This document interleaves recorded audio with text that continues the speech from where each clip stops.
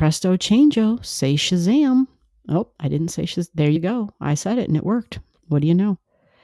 So I only asked that question, Anthony, because I don't know what you have for your ascendant. I know we had a discussion last week, and I think I want to say that this matches. Does it match? You are a Scorpio ascendant. You have Uranus conjunct your ascendant. There was something about the moon in Capricorn. Oh yeah, Cassie, are you still here? Cassie might have went to sleep. You know, it doesn't take much. I start talking and people go to sleep. So there's your Capricorn moon, 12 degrees on your third house cusp line. Wow. Remember, what did he say last week? I like to talk shop. I believe that. Your moon is on your third house cusp line. Talking shop. He's got Capricorn on his third house. Look at that. Communications. Interesting. Very interesting. Oh, okay. So, yeah, you have a lot in Taurus, brother.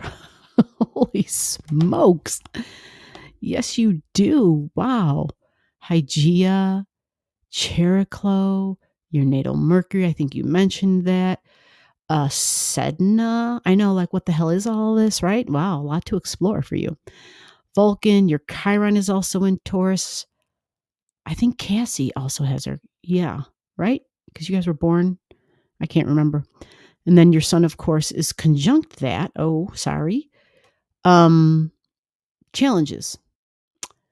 That might be one right there. Having your sun conjunct Chiron. Chiron is a source of a point of pain in our chart about our values. Yeah. Okay, let me do this. So we go like that. That might be a little bit better for me. So the nice thing for you, really nice thing, is your moon trines that. How lucky are you? Your moon and your third house cusp line.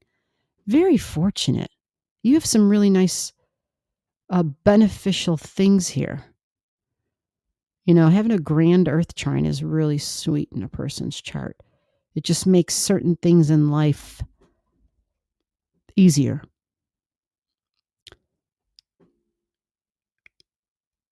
So you want to talk about the challenges. Well, hold on. Let me come back over here so I can see what you guys are seeing and make sure that we're all in this. Okay, let me get Renee's comment. Where's Anthony's comment about his challenges? I think that's all he said. All right, there we go. Skills and challenges, basically. So does this ascendant match your charts, your free chart that you have? That was my concern. It probably does, actually, for you, because you were not born in the U.S. For people who are born in the U.S. is where we see the most difficulties and discrepancies in their correct and their accurate birth chart. So people were being transported from the airport to downtown Vegas. Yeah. Yeah, I knew it was like California, or it was in the West. I know that. I'm in the Chicago. I'm in the suburbs of Chicago. I'm in Illinois. I don't know if everybody knows that here. Probably not. I don't think I've ever. Yeah, I don't normally ever talk about that. Okay, good. He said it matches. Awesome. What is the meaning of Vulcan? Yeah, Vulcan is interesting. Think of Vulcan as the worker who has he's like the iron worker, right? So if you're an iron worker or a even a blacksmith, because it's somebody who's working with iron and heat, a hammer and an anvil. Think about that. It's a very powerful point in someone's chart. And this software had 2 Vulcans on it, which is, I mean, I guess there's a million, I don't know, but I pulled up 2 of them that I look at to see, you know, I experiment. If there's things I don't know what they are, especially if other people have mentioned it and they're like, hey, yeah, have you ever paid attention to this? I'm like, no. So I'll pull it up and put them on the charts. And then when I'm doing readings or for myself, I will see, is this a factor? Does something happen when something touches this point, or when something angles it in a difficult way or trines it, right? And then that's how I know to either pay attention or not pay attention to it. But the Vulcan area It's like ray 1 energy. It has the ability to create or destroy. Think about that, right? Because when you have a piece of iron and you've got the heat, you can hold it to the flame and you get to the right temperature. And that piece of iron, let's just say it was the shape of a horseshoe. Well, you can heat that baby up and you can bend it, you can shape it, you can create a new shape, a new form. So it's you're destroying something, but at the same time you're creating something. So it's that ability to do that. It's a very powerful energy. It's considered like ray 1 energy, which is really intense, really powerful. And you have yours. The first Vulcan is in Taurus. Yeah. Let me see if they give us any information for it, because sometimes the software says things I don't talk about, actually a lot of times. And then that's why I bring in my 2 cents, because there's many times it doesn't talk about things that I feel like it's missing something here. So here it is, Vulcan in Taurus, which is what you have. Although Vulcan is, okay, we don't need to read about that part. It's the Roman god of fire. It's powerful in the sign of Taurus. Yeah, ancient esoteric astrology teaches that Vulcan is a ruler of the sign of Taurus. Is that crazy? Like we say Venus is the ruler of sign of Taurus, but esoteric astrology teaches that Vulcan is. That's anyhow. So it's powerful in the sign of Taurus, enabling you to achieve your goals, usually through dedication and perseverance. As long as money and material possessions do not become your sole focus, then you are on a path of enlightenment and you are able to enjoy both the material and the spiritual success. So yeah, when you hear me say esoteric, it's definitely more of on the spiritual level, right? It's somebody who understands there's more to life than things, right? The heat went on and it just totally gets to my throat. And there's Taffy. She came back like in an hour. Does the cat know time or what? Is that crazy? Oh, she's getting loud. Hold on. Yeah, we got a half hour left. Yes, we do. Alrighty, I'll spin around in the chair. Oh, let me move the bottle of water so she'll come up here. Come on. You want to come on my lap? Okay. You did pretty good there, little one. Yeah, you did pretty good there. You got to get that butt down, though. Here, come here. That's a candle and it's still lit, honey. There you go. Okay. All right, so yeah, Vulcan, pretty powerful stuff. But yeah, so when I was talking about your sun, come on, light up. Thank you. Your sun and your Chiron, you have your moon trining them and your third house cusp line. So it pretty much makes it a non-issue for you. The only time it's going to be an issue is that by transit, something would have to really angle that, so that would be Aquarius or Leo energy squaring and angling. Because look, you even have white moon Lilith in Aquarius at 11. It's white moon Lilith. So white moon Lilith, like, it's a deep energy, it's got more of like this Piscean understanding to it, right? So that's not a bad thing to have squaring, but it might come through from, it could be father. Did you have issues with dad or authority figure issues, or do you? But because it's white moon Lilith, it may not necessarily be a negative thing, but it could be something about like surprises, because it's Aquarius energy. So typically, let me go and see. You might have other questions. I don't want to read that because it's like a full paragraph unless it's something you actually want to hear about. So the meaning of Vulcan, I gave that to you, right? Yeah, I clearly explained all that one. Cassie, I know Naperville, Illinois. How do you know Naperville, Illinois? I'm not necessarily near there, but I think Alyssa, are you near Naperville, Illinois, Alyssa? Alyssa is the only other person in our chat tonight who's also in Illinois. Yeah. Cassie says, I'm still here. It's not you. It's me being... What? What the hell word is that? She's whooped. She's tired. No, Cassie, I do put people to sleep. When I say that, I'm not joking. And it's not like an insult. Like, I've just been told, when you speak, your voice is calm, and I just go right to sleep. I guess there would have to be moments when I'm calm, and astrology isn't really normally one of those. Cats are smart. Yeah. And this one, you know what this little shit did? She does this. I have to tell you her story. Every time her and her sister eat, right? Dinner time. We've got the little placemat on the floor. It's like a little rug that they can stand on, and their food bowl, their water bowl, their dry food. And then for dinner, 2 times a day, I should say, they'll get a little bit of soft food, right? Each in their own bowl. And tonight, I was feeding them some pate or something because Zoe, we've been going through a thing with her. And so we've been switching up different foods. And so we've been trying to pay close attention as to, what they like or don't like, right? Not to mention Zoe is a connoisseur of human food. But anyway, so I was paying attention, like, okay, is Zoe going to eat this, right? And she was woofing it down. So, hey, that's not for you. She's like going for the protein bar. So, come here. So, hold on, she's always going by the candle. I don't know what it is. She loves the light, but it's like, she doesn't, honey, it'll burn your whiskers and your little tail. Come here. You concern me. I want you to be safe. Yeah, just get comfy right here. So they're eating, and while they're eating, Taffy does this all the time. She's done it ever since I've known her. Taffy will pay attention. She'll like woof down, and then she'll look up and she'll look at Zoe's food. And she'll see how much food is in Zoe's bowl.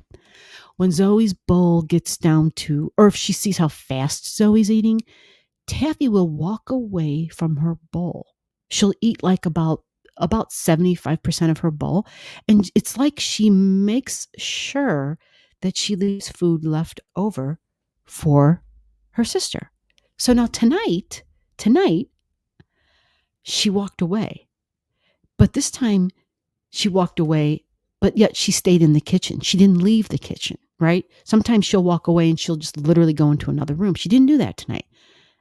And it was interesting because she walked to a side of the room. She doesn't, cats are all about their routines. And so when they do something out of routine, it's pretty obvious.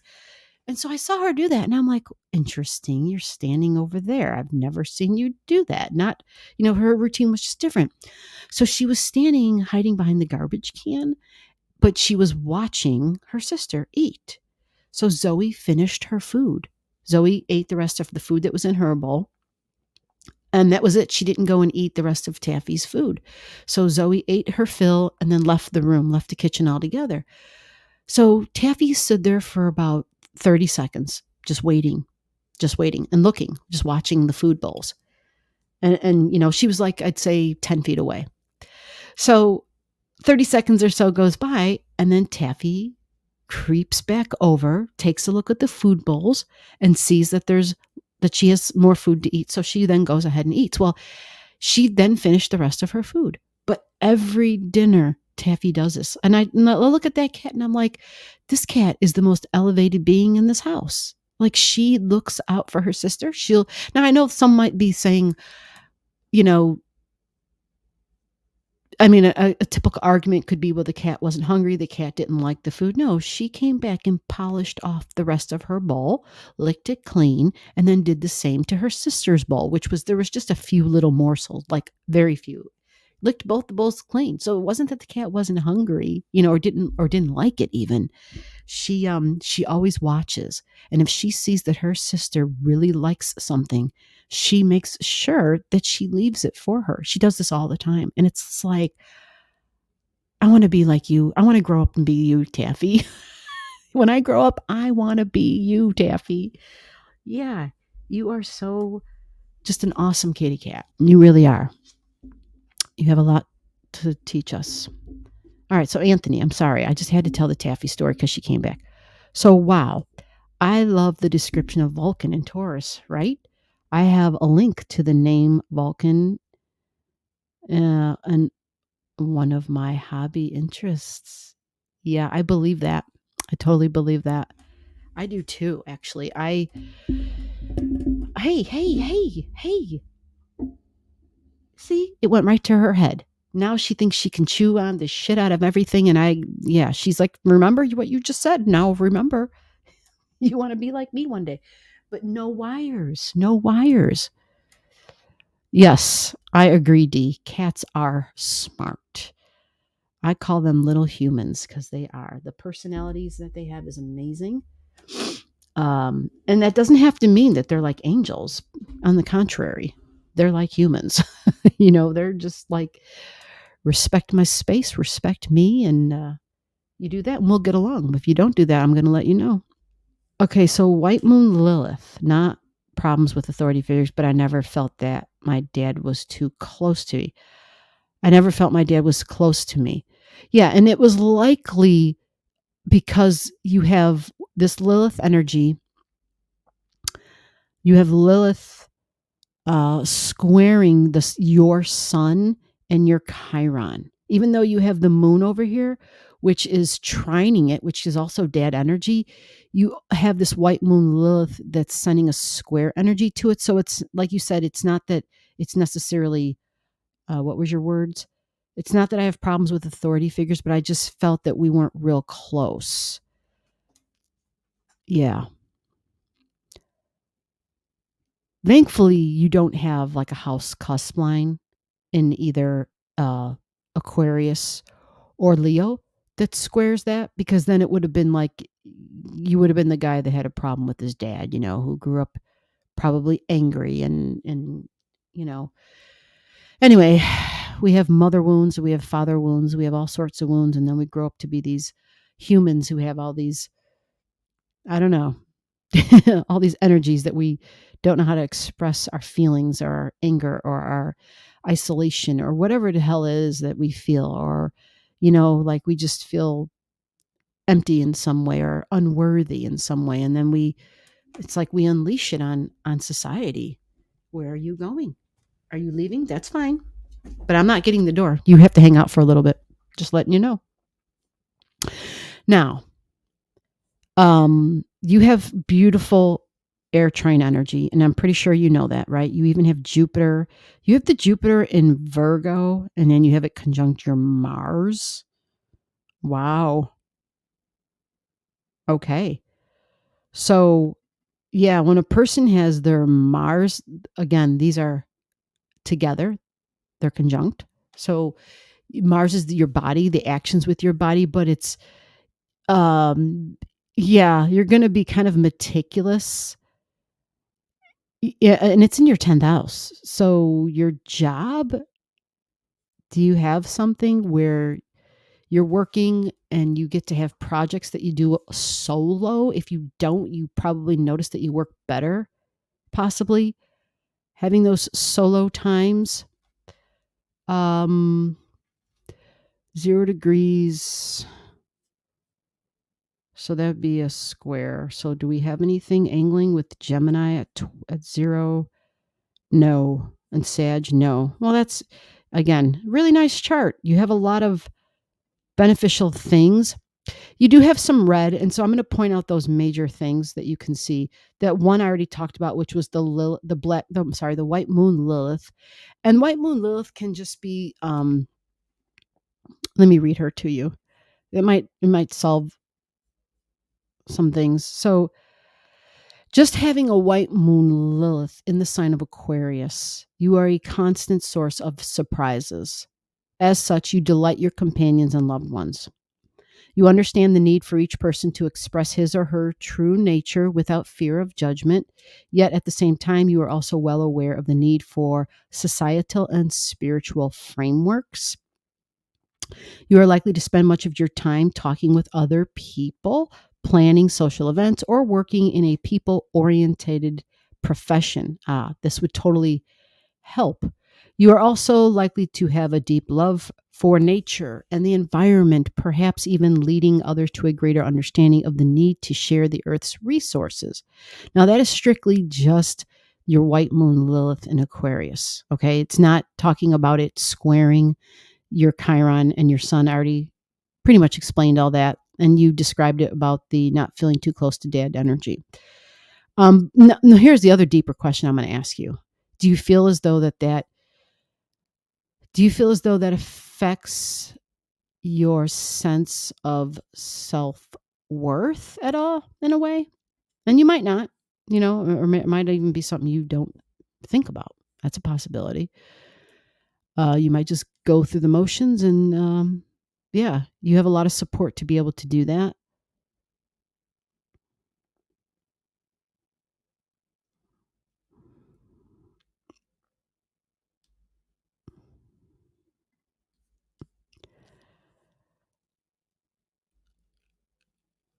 Yeah, so just so everybody knows, the Selena thing is a hypothetical second moon of the Earth. That's what they're saying here. It's hypothetical. It's Selena, the goddess of the moon. It's the same as White Moon Lilith. We're calling it White Moon Lilith, but it's Selena. Yeah, they give her the name Selena. I guess I wasn't aware of that part. I'm sure I've said it before when I read it, but the myth talks of her lighting up the sky as she begins her journey, freshly washed in the Earth's oceans. Some stories come down to the earth again when she sees and falls in love with a beautiful mortal, bearing him 50 children. This is the myth, obviously. um, Astrologers vary on their meaning for Selena. Well, I don't have my own personal meaning for it because I didn't start paying attention to this until within this last year. So I don't have my own personal knowledge other than, especially if it's an Aquarius, definitely about um, humanitarian values, absolutely. And Selena being able to shed that light, but definitely, I think it's powerful in Aquarius because if it has something to do with the moon, and moon is the public, it's people in general. Think about that. So is the sign of Aquarius. We're dealing with large groups of people. She's clawing. Hold on. Okay, you are out this time. I'm just saying. Yes, you are. Yes, you are. Yeah. Go on, go find the next human that's got two available hands. Not too satisfied with me. That's all good. She'll get me tomorrow or whenever. She had her full body massage before we began, so I do not feel bad at all. All right, so the other one is over here. You see the Juno energy? See how the chart has that red line? It's showing Juno and your midheaven, your fifth. It's at 529, and then there's your Juno. Hold on, there it is. It's lighting up now. Come on now. I hate when this does this. Yeah, there we are. Your Juno. So the Juno was a partnership energy, right? Somebody you were going to marry, somebody you would commit to. That's your Juno energy. Yeah, it's in Leo. So it's, you're going to, it's Juno and Leo. You want to be proud of your partner. So basically it's like somebody that you kind of look up to, right? Yeah, kind of look up to. The relationship's going to need to include exploring the world together through travel or study or foreign interests, philosophy, because it's technically in your ninth house. Yeah. It's at 128. And see that? It's that ninth house energy. So there's like spirituality, and that would encompass also like, the esoteric side of things, which you've mentioned some stuff about that. You've got Uranus in Scorpio, and you've got Scorpio on the 12th, so that makes sense. So yeah, but so yeah, someone you want to be proud of, someone it's creative, someone you can have fun and laugh with, and then for them to take pride in you and what you do too. Pride, right? Leo energy, the pride, right? But yeah, have some creativity within the relationship. So that Leo energy right there, and your midheaven, because it's in Leo at 5, that angles and squares your Mercury. You see that? Yeah, you've got Mercury at 5 degrees, and so is your midheaven. So, yeah, you could probably tell us what that means. Is there something about communications that you said you don't have any problem with authority figures, because midheaven can be authority figures, and Mercury squaring that, Maybe you've learned how to work around that, right? Hopefully you have work that requires you to be slow and methodical because it's a Mercury and Taurus squaring the creativity thing up there. But something there is it's almost as though because you've got this Mercury energy here in your house of daily routines, it's almost like it's funny because when the live began tonight, you told us you were ironing your work shirts, right? So did you have any accidents or have any problems with that, or did that all come out okay? Like my goals and my ambitions, wanting to kind of like have some fun and socialize, right? The midheaven, even though that is career, but it's still looking to have a good time. And then Mercury being there, something about the daily routines. You were ironing, you were doing exactly. It's fascinating. You were doing exactly. It's crazy because that's a Virgo thing. Ironing is the sixth house. It is a Virgo thing. Laundry, sixth house, a Virgo thing. And you communicated about that with us. And guess what? That trines the 11th house.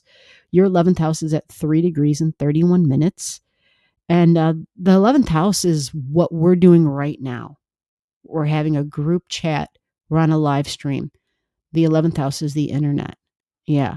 But internet's on the groups and looking at the details, or as you like to say, talking shop, right? The day-to-day routines, but talking about the astrology stuff, our tools, right? The astrology tools, and talking about the planets and just, yeah, what do those things mean in my chart? And so I think that's kind of interesting because just by your natal planet, your natal chart, my words are just crazy right now. Just by your natal chart, it's like I can see, we can see a lot of the way that that's expressing for you. So your North Node, let's go to that. I don't know if you even mentioned that. You might not have. How familiar are you with your North Node stuff? Oh, the cat and my cat are just the same. Taffy will eat anything. Doesn't matter if it's a pate or chunky or whatever the hell. Zoe, yeah, she's got to be in the mood for whatever it is. Okay, here we go. He answered the question. Let me get to that. My bad. It only affected my sense of self-worth. Oh, I probably should turn this down a little bit. I forgot about that. It only affected my sense of self-worth with my dad. Right. Not so much in other aspects of my life, but I have forgiven him and have moved on. Well, good for you. He also didn't have much of a loving, right, when he was growing up. And that's where the understanding comes in. When you see where someone's come from, like what they endured, what they came through, it really, yeah, it's like, well, how can I expect this from this person when they didn't have it to give to begin with? They were empty in that area of their life. They didn't have it to give. Right. So when someone doesn't have a dad, or they had a dad, but they weren't in their life, right? Or whatever the scenario was for him. Because again, there's all sorts of books on how to be a parent, right? But do they really do the trick? Think about it. How many of you have read books on parenting, right? Like, it's one of those things where you can study and you can read, but you still find yourself, talking to other people who've been through the situation or whatever the circumstance is that you're in with your child. And it's like, what do you do? What should I do? What do you recommend? Like, what did you do? And at the end of the day, it's still unique between you and your child. It's still like you can read all you want, but it still doesn't prepare you for it, is my point. Parenting, it's just, yeah, it's one of those things where it's baptized by fire type of thing. Like you just have to go get in it and just do it and go in with good intentions. That's really like all you can do. And then be guaranteed that the child is going to test you in ways that you never thought were possible. They're going to test you in your most challenging ways. They mirror you and your hidden shadow shit right back at you. And it's like, oh my God. Like, yeah, I don't know. I know that was my experience. I was just like, whoa, holy smokes. At work, I work on solo projects. Yes. Okay, good. Because if you don't, you'd probably do it better if you did. Okay. There you go. No problems with the ironing. But that's wonderful to hear that you can see it in my chart. Yeah, it's pretty crazy, isn't it? I think it's pretty crazy. It's just like, now see, you have Sirius in Taurus. So Venus rules Taurus, right? So do you find yourself, first of all, do you like to cook? 22 degrees. Yeah, it's in your 6th house. Food, part of your daily routine, a big part of your daily routine in some way. So maybe you don't like to cook. I don't know, but it's Sirius. So Sirius typically represents our grains, but many times I see it's just food in general in folks' chart. Um, do you have anything? 22. Oh, oh, oh. Okay, that's 2207. Do you have any sensitivities that you're aware of or things you're not sure about?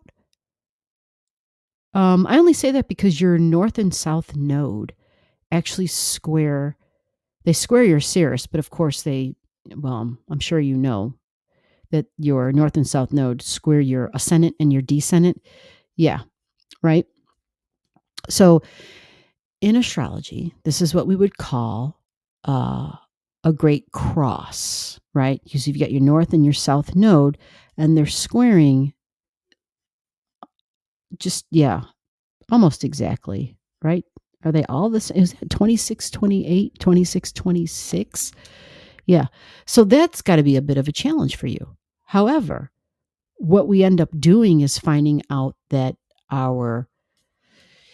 well, I'll explain it like this. Your south node in Aquarius is your superpower. You probably heard me talk about somebody else's chart in that way. Just to give everybody a heads up, we're 10 minutes till. We have 10 minutes left. And Anthony, we can pick up where we left off for you. And Deb or D, I can't remember, but D, yeah, we'll do you next in line for next week if you're here. So yeah, I'm going to read this to you. All right. This is a quest. Your South Node in Aquarius, right? A quest to develop your inner strength. You may find that you experience times of loneliness. These times are part of your lessons to forge your own creative life in order to give generously to the world. All right.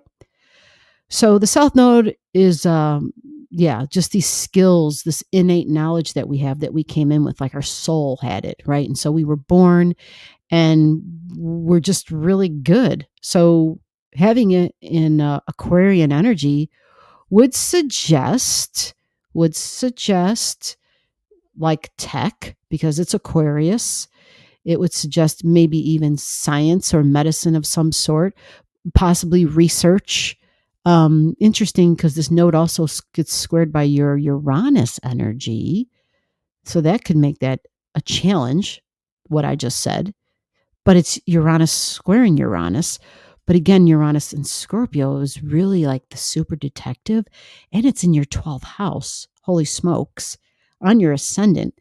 So something really unique and different, probably associated with your appearance, maybe even. So yeah, what is this person's superpower, right? Past life skills. Past life skills, all the Aquarian keywords, different, exciting, new, doing something that hasn't been done before, inventing, being an inventor. Like you have your South Node in Aquarius. Now it is in your 4th house. So do you do a lot of tinkering at home? Like, are you the dude who's got like not just a man cave, but possibly a for real workshop, maybe, possibly? Like, yeah, I'd be interested to hear about that because I think that's fascinating. And you have Uranus being squared, or Uranus squaring your South Node. Your Uranus in Scorpio. So It's interesting. They're connecting this with hold on.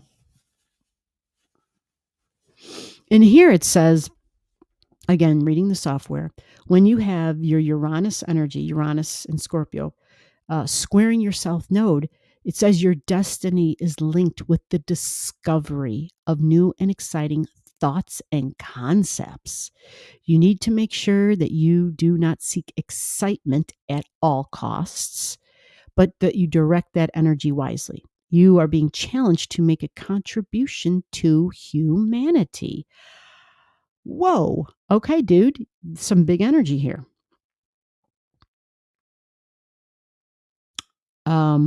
Yeah, let me go to the chat.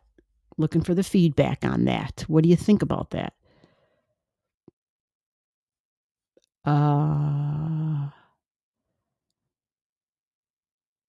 Oh God, my nose is just starting to run all of a sudden. I'm just sitting here doing nothing while I'm talking, but still, what the heck? Maritas, I didn't know you were still here. You are a Wonder Woman. The Philippines checking in. It says relate. You can relate to that? Does that resonate with you? Are you kind of like, I've got my workshop in my home, I work in my home, I'm creating? Oh yeah, you're a seamstress, right? You're a freaking seamstress. Right? Do I have the right person? I think I do. Yeah, that's creating. Absolutely. But Anthony, yours is going to be a little bit different, isn't it? I'd be curious if yours involves heat in some way, fire in some aspect. Would love to hear the North Node stuff because I don't know too much about that direction in the life. I'm glad that I read it.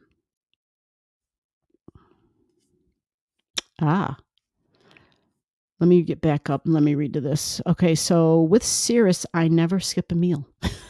Good for you. Not big on cooking, but I love eating. Good for you. I got off dairy several years ago and that improved. Right? Absolutely.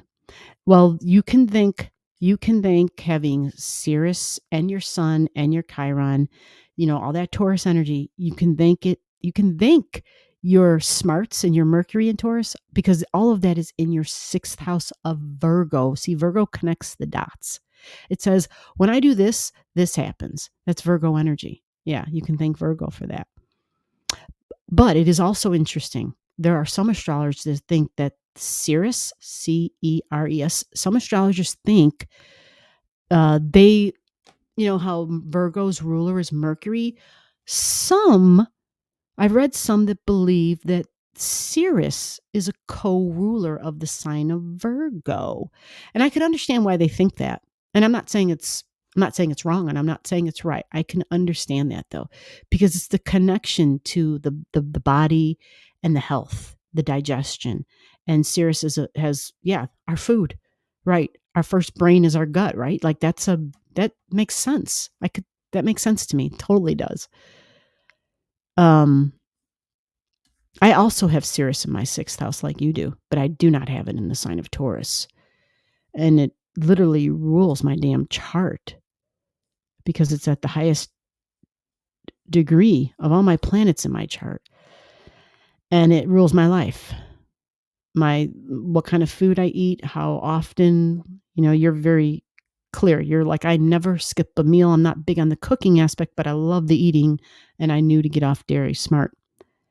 Very smart.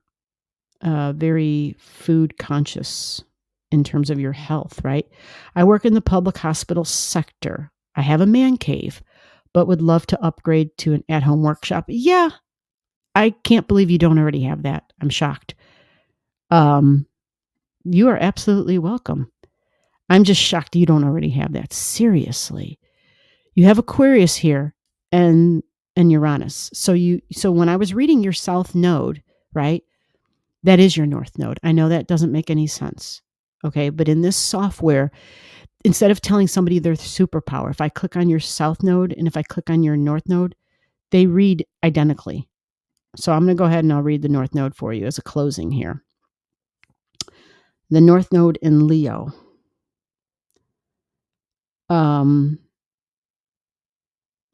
You're in this life to develop inner strength. For this reason, you may find that you experience times of loneliness because circumstances have forced you to face life on your own. Sound familiar? Like I already read this, right? Right. That's Taffy again. She's like, it's midnight, damn it. I'll be there in a minute. I'm almost done, Mom. Okay, so the North Node, yeah, that's what the software does. So it tries to just simplify things because it can get confusing. But it's about being creative. Bottom line, your North Node is in Leo. It is about being creative and getting the acknowledgement for it and doing it in a big way because it's in your 10th house, man. It's in your 10th house. So it would be to your benefit to start thinking more seriously about upgrading the cave to a workshop or to a something that's going to somehow I'm thinking there could be heat involved.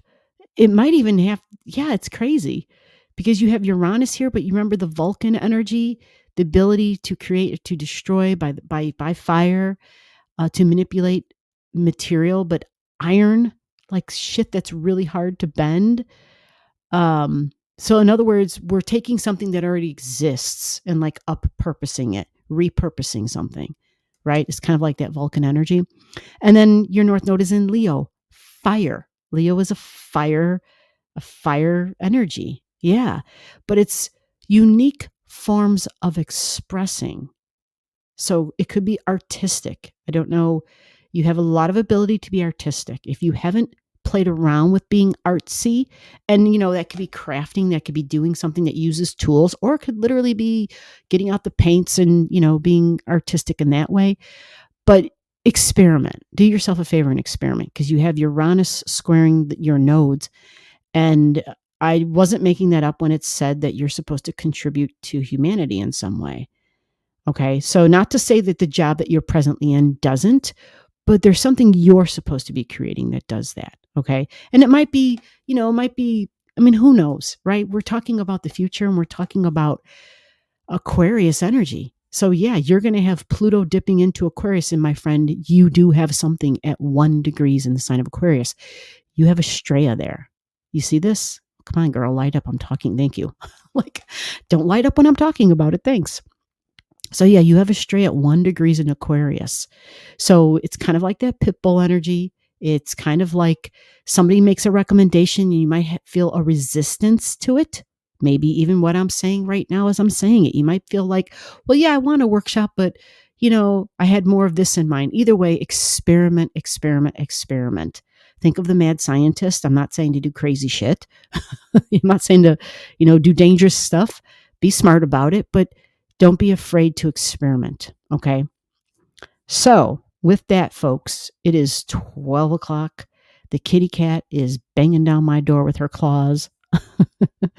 So yeah, email me whatever you want to email me. That's what the email is for. All right. It's for the communications so we can have private communications for people who have a privacy. My workshop is a shelf in the closet. Okay. Well, it's time to expand that, bro. At least get another shelf. Okay. At least get another shelf. Yes. Email for sure. Okay. Great. Interesting. Miniature figures, plastic kits. Interesting. Wow. Very, very interesting. You are welcome, Lou. Yes. I can't drag out my goodbyes. I know I'm prone to doing that. So I'm just going to end it there. Good night, everybody. Thank you for coming into the live. All are welcome all the time.